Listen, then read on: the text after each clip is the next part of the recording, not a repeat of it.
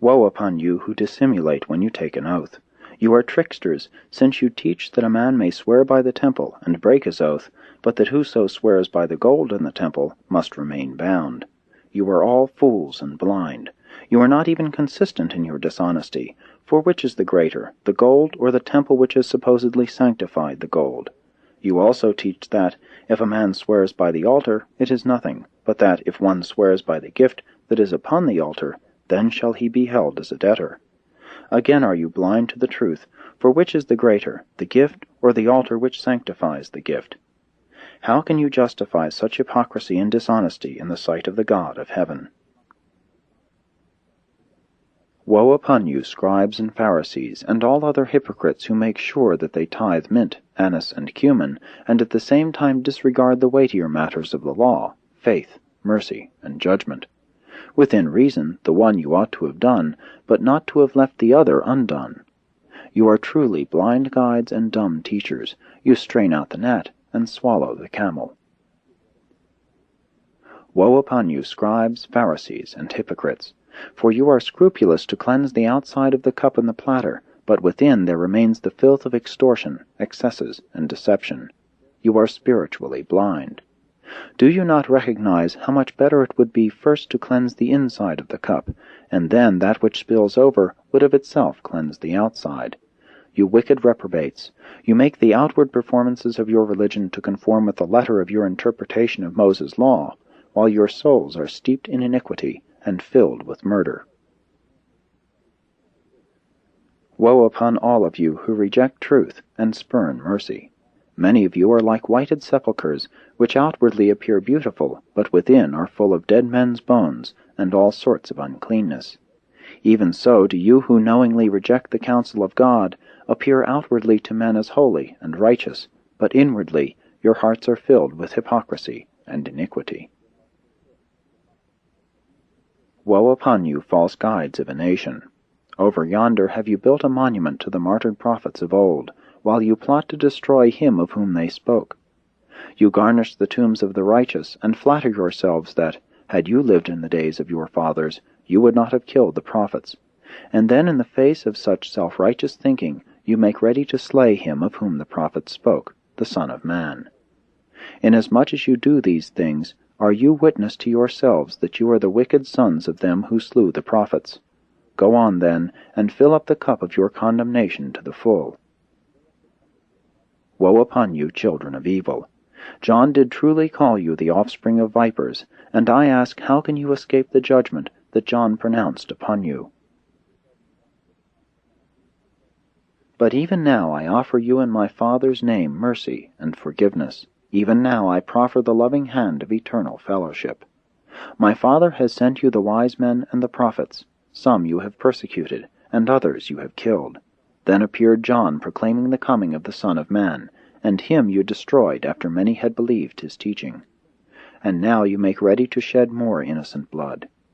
Do you not comprehend that a terrible day of reckoning will come, when the Judge of all the earth shall require of this people an accounting for the way they have rejected, persecuted, and destroyed these messengers of heaven?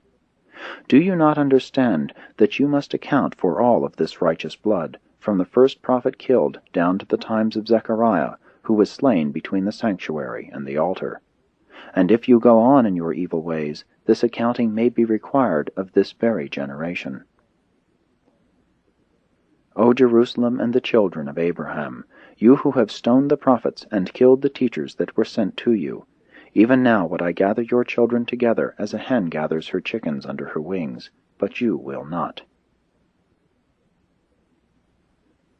And now I take leave of you. You have heard my message and have made your decision.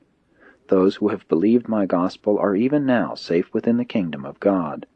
To you who have chosen to reject the gift of God, I say that you will no more see me teaching in the temple.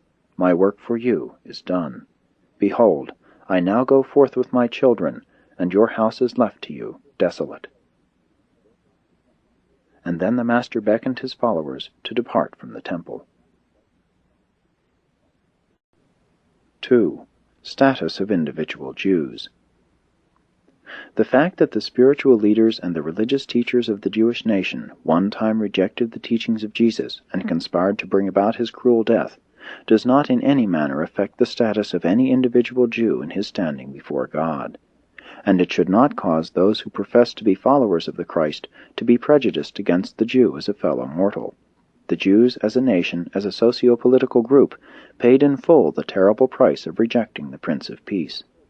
Long since they ceased to be the spiritual torch-bearers of divine truth to the races of mankind, but this constitutes no valid reason why the individual descendants of these long-ago Jews should be made to suffer the persecutions which have been visited upon them by intolerant, unworthy, and bigoted professed followers of Jesus of Nazareth, who was, himself, a Jew by natural birth.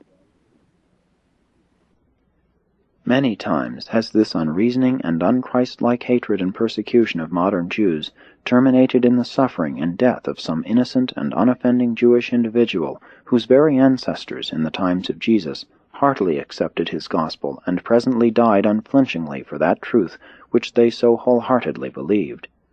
What a shudder of horror passes over the onlooking celestial beings as they behold the professed followers of Jesus indulge themselves in persecuting, harassing, and even murdering the later-day descendants of Peter, Philip, Matthew, and others of the Palestinian Jews who so gloriously yielded up their lives as the first martyrs of the gospel of the heavenly kingdom.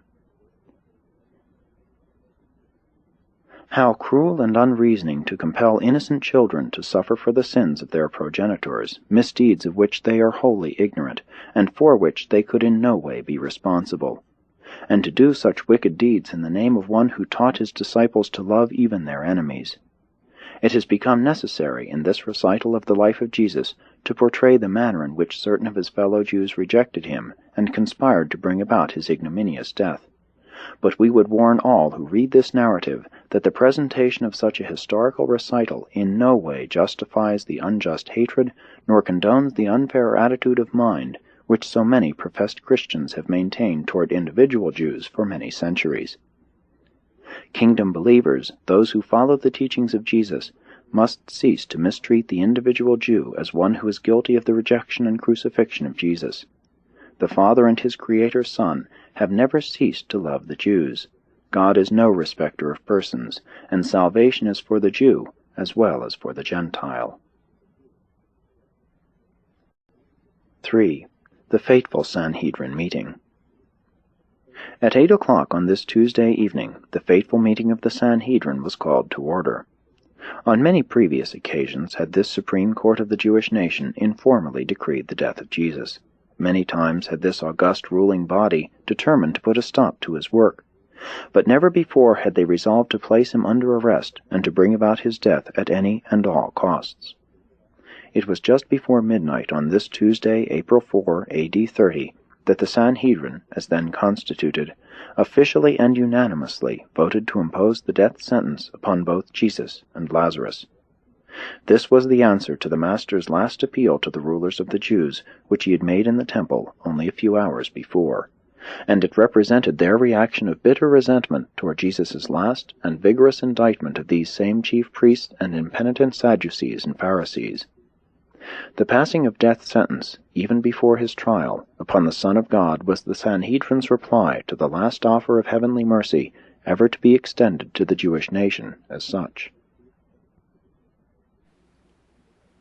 From this time on, the Jews were left to finish their brief and short lease of national life, wholly in accordance with their purely human status among the nations of Urantia. Israel had repudiated the Son of the God who made a covenant with Abraham, and the plan to make the children of Abraham the light-bearers of truth to the world had been shattered.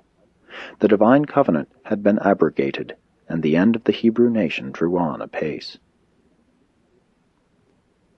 The officers of the Sanhedrin were given the orders for Jesus' arrest early the next morning, but with instructions that he must not be apprehended in public.